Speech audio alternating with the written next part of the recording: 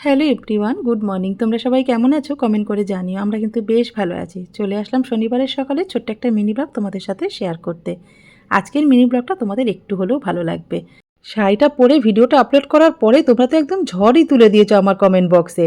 Facebook বলো, YouTube বলো, সবাই শুধু একটা কথাই বলছে, দিদিভাই লিঙ্কটা শেয়ার করো, লিঙ্কটা শেয়ার করো।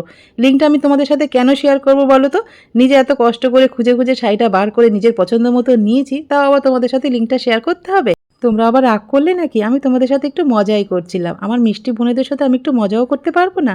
আর লিঙ্কটা যখনই তোমাদের সাথে শেয়ার করবো ভেবেছি, তখনই গিয়ে দেখছি আউট অফ স্টক দেখাচ্ছে। তোমরা তো জানো আউট অফ স্টক দেখালে কিন্তু লিঙ্কটা শেয়ার করা একদম কোনোভাবেই সম্ভব হয় না।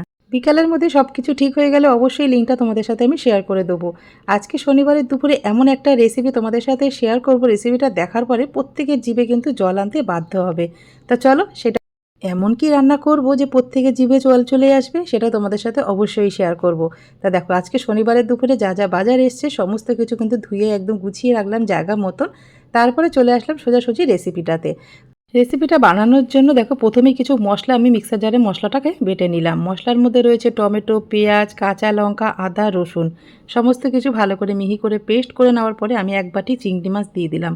সেটাকেও কিন্তু মিহি পেস্ট করলাম। আর মুসুরির ডাল আমি সকালবেলা ঘুম থেকে উঠেই ভিজিয়ে রেখেছিলাম। এইভাবে আমরা মুসুরির ডালের বড়া করি, সেইভাবেই কিন্তু ডালটা ভিজিয়ে সেইভাবেই মিক্সার জারে বেটে নিলাম। একদম কাদা কাদা মতন বাটতে যাবে না, একটু যাতে দানা দানা থাকে মুসুরির ডালটা, সেইভাবে। তা চিংড়ি মাছ বাটা, মুসুরির ডাল বাটা, পেঁয়াজ, কাঁচা লঙ্কা, হলুদ, নুন, লঙ্কার গুঁড়ো সমস্ত কিছু দিয়ে ভালো করে মেখে নিয়ে সর্ষের তেলের মধ্যে কিন্তু বড় বড় করে বড়াগুলোকে ভেজে নিতে হবে। বড়াগুলো কিন্তু একদম বড় বড় করে ভেজে নিতে হবে। সেই পরিমাণে কিন্তু আলুটাও আমাকে মাপ করে কেটে নিতে হবে। তা আমি আলুগুলোও কিন্তু বড় করে কেটে নিয়ে নুন হলুদ দিয়ে আমি কিন্তু আলুটা ভেজে নেবো। কড়াইয়ের মধ্যেই কিন্তু নুন হলুদটা দিয়ে নিয়েছিলাম আলুর সাথে। আলু বড়া সমস্ত কিছু কিন্তু আমার ভাজা হয়ে গেছে। তারপরে কড়াইয়ের মধ্যে বেশি করে সর্ষের তেল দিতে হবে।